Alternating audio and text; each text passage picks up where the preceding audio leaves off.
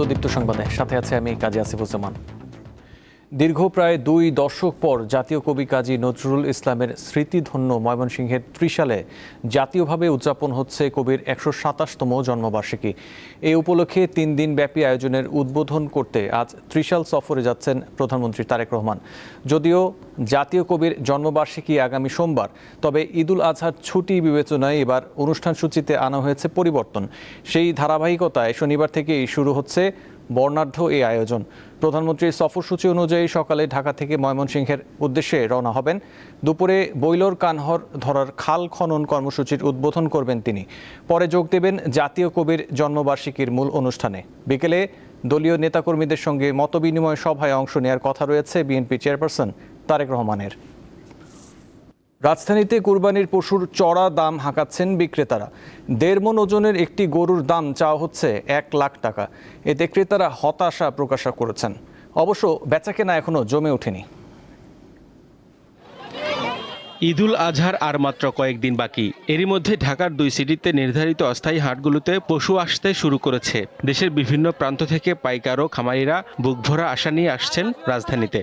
আমরা ঝিনাইদহ থেকে আইছি, 8 ঘন্টা সময় লেগেছে। আমরা আশা করি গরুগুলো ভালো দামে বিক্রি করতে পারি। কুষ্টিয়া থেকে আসছি, এবার আমরা মনে করছি এবার লাভবান হব, এই জন্য এই হাটে আসলাম। আফতাবনগর হাটে অসংখ্য পশু, তবে এখন পর্যন্ত হাটে দর্শনার্থী বা ঘুরে দেখা মানুষের সংখ্যাই বেশি। তারা আসছেন, দেখছেন, বাজার বোঝার চেষ্টা করছেন। বাজেটের ভিতরে যে গরুগুলা দেখতেছি এগুলা মনে হইতেছে একটু বেশি চাইতেছে, কারণ কি এই গরুটার দাম 1,60,000 চাইছে সে।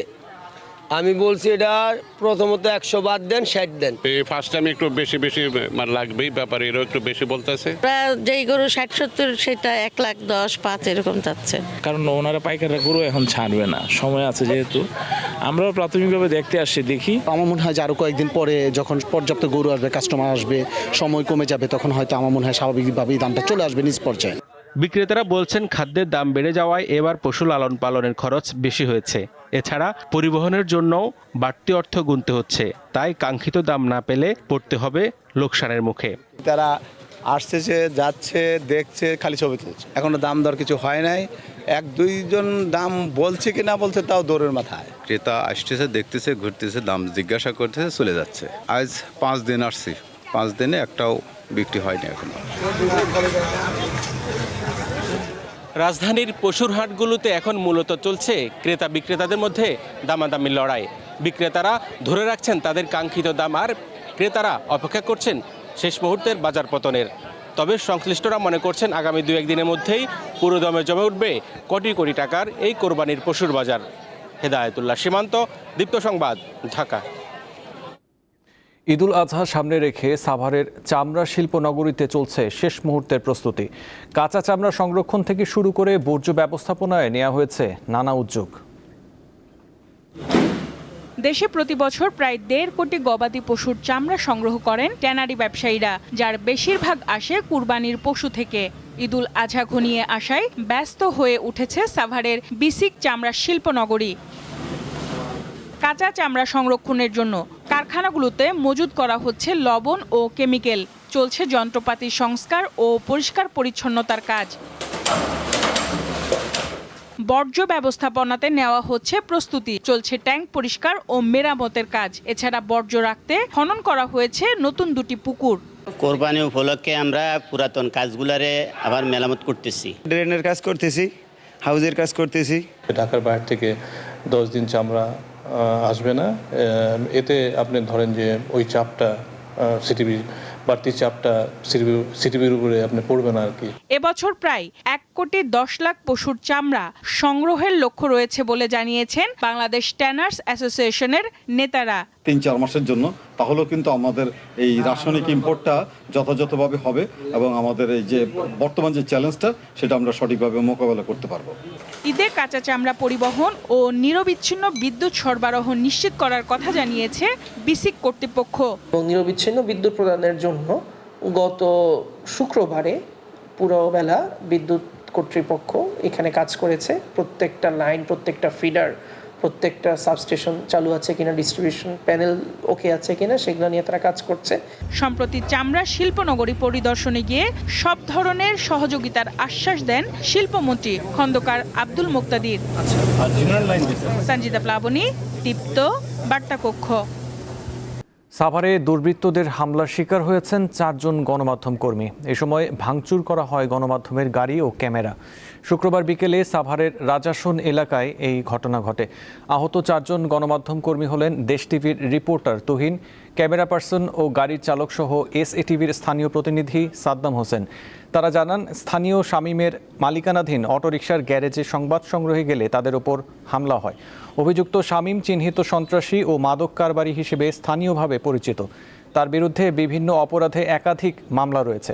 ঘটনাস্থল পরিদর্শন করে 4 জনকে আটক করেছে পুলিশ। তবে ঘটনার পর থেকেই পলাতক রয়েছে অভিযুক্ত শামীম।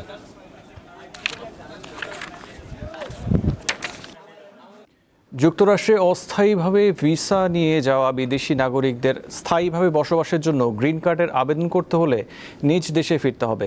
ডোনাল্ড ট্রাম্প প্রশাসন এই সিদ্ধান্ত জানিয়েছে। গ্রিন কার্ডের আবেদনকে অভিবাসনের স্বাভাবিক ও নির্ধারিত প্রক্রিয়ার মধ্যে রাখতে এই সিদ্ধান্ত নেওয়া হয়েছে বলে জানিয়েছেন কর্মকর্তারা। বিদ্যমান ব্যবস্থার আইন অনুযায়ী স্থায়ী মর্যাদার আবেদন করার সময় বিদেশি নাগরিকেরা যেন যুক্তরাষ্ট্রে অবস্থান করতে না পারেন তা নিশ্চিত করতেই এই উদ্যোগ নেওয়া হয়েছে। শুক্রবার মার্কিন নাগরিকত্ব ও অভিবাসন সেবা বিভাগ একটি নতুন নির্দেশনা জারি করেছে। সেখানে বলা হয়েছে, যুক্তরাষ্ট্রের ভেতরে থেকে স্থায়ীভাবে বসবাসের মর্যাদা পরিবর্তন কোনো অধিকার নয়, বরং কর্তৃপক্ষের বিশেষ বিবেচনার বিষয়। পদত্যাগ করেছেন যুক্তরাষ্ট্রের প্রেসিডেন্ট ডোনাল্ড ট্রাম্পের শীর্ষ গোয়েন্দা কর্মকর্তা তুলসি গ্যাবার্ড। স্বামী আব্রাহাম উইলিয়ামস বিরল এক ধরনের হাড়ের ক্যান্সারে আক্রান্ত হওয়ায় তার পাশে থাকতে এবং তাকে সমর্থন যোগাতেই এই সিদ্ধান্তের কথা জানান তিনি। ফক্স নিউজ জানায়, শুক্রবার ওভাল অফিসে এক বৈঠকে প্রেসিডেন্ট ডোনাল্ড ট্রাম্পকে এই সিদ্ধান্তের কথা জানান গ্যাবার্ড। আগামী 30 জুন ডিরেক্টর অফ ন্যাশনাল ইন্টেলিজেন্সের কার্যালয়ে তার শেষ কার্যদিবস হতে পারে বলে ধারণা করা হচ্ছে। তুলসি গ্যাবার্ড 2025 সালের ফেব্রুয়ারি মাসে যুক্তরাষ্ট্রের জাতীয় গোয়েন্দা পরিচালকের দায়িত্ব গ্রহণ করেন। ককরোচ জনতা পার্টি বা সিজেপি নামের একটি গ্রুপ ভারতে হঠাৎ ব্যাপক আলোড়ন তৈরি করেছে। জেনজি বা নতুন প্রজন্মের নানা উদ্বেগ ও সমস্যা নিয়ে 16 মে যাত্রা শুরু করে প্ল্যাটফর্মটি। তরুণদের বেকারত্বের মতো ইস্যু প্রাধান্য পেয়েছে তাদের প্রচারণায়। সামাজিক যোগাযোগ মাধ্যমে তাদের অনুসারীর সংখ্যা ছাড়িয়ে গেছে 1.5 কোটি। পেশায় বিক্রয়কর্মী গ্রেগর শামসা সকালে ঘুম থেকে উঠে দেখেন তেলাপোকার মতো দেখতে একটি পতঙ্গে পরিণত হয়েছে তার পুরো শরীর। সেই সকালের পর নাটকীয়ভাবে বদলে যায় তার জীবন।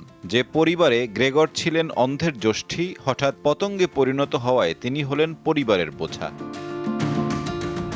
আরশোলার এই গল্প লেখক ফ্রান্স কাফকা তুলে এনেছিলেন তার বিখ্যাত ব্যঙ্গাত্মক উপন্যাস দ্য মেটামরফোসিসে। ককরোচ, আরশোলা বা তেলাপোকা নিয়ে সামাজিক রাজনৈতিক স্যাটায়ার সেই থেকেই বিশ্বব্যাপী ব্যাপক জনপ্রিয় করেছিলেন কাফকা।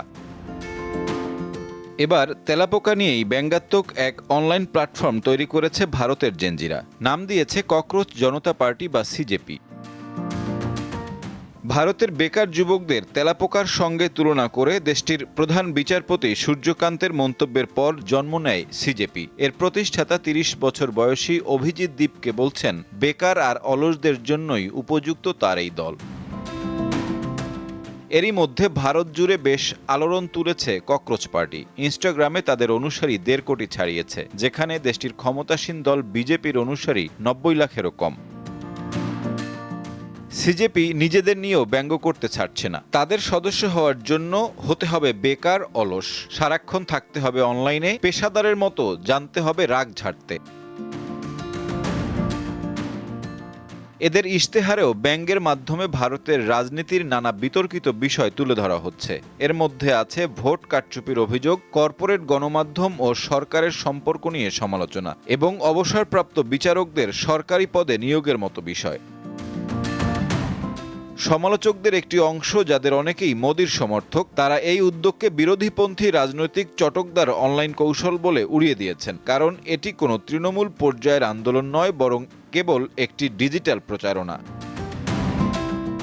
তবে ককরোচ পার্টির প্রতিষ্ঠাতা অভিজিতের মতে, অনলাইনে শুরু হওয়া এই আন্দোলন সামাজিক যোগাযোগ মাধ্যমেই সীমাবদ্ধ থাকবে না, প্রয়োজন হলে মাঠেও গড়াবে।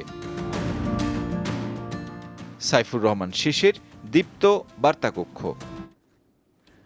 এক ঝাঁক তারকা বাদ দিয়ে 2026 ফুটবল বিশ্বকাপের জন্য দল ঘোষণা করেছে ইংল্যান্ড। জায়গা পাননি ম্যানচেস্টার ইউনাইটেডের সেন্টার ব্যাক হ্যারি ম্যাগুয়েরো। আরও বাদ পড়েছেন ট্রেন্ট আলেকজান্ডার, ফিল ফডেন ও কোল পালমারের মতো তারকারা। তবে জায়গা পেয়েছেন মিডফিল্ডার জুড বেলিংহ্যাম। দলে অন্যতম বড় চমক ইভান টোনির অন্তর্ভুক্তি। ইংল্যান্ডের হয়ে সেনেগালের বিপক্ষে হেরে যাওয়া প্রীতি ম্যাচে খেলেছেন মাত্র কয়েক মিনিটের জন্য। তবে সৌদি প্রো লিগে আল আহলির হয়ে 32 গোল করেই তুখেলের নজরে পড়েছেন তিনি।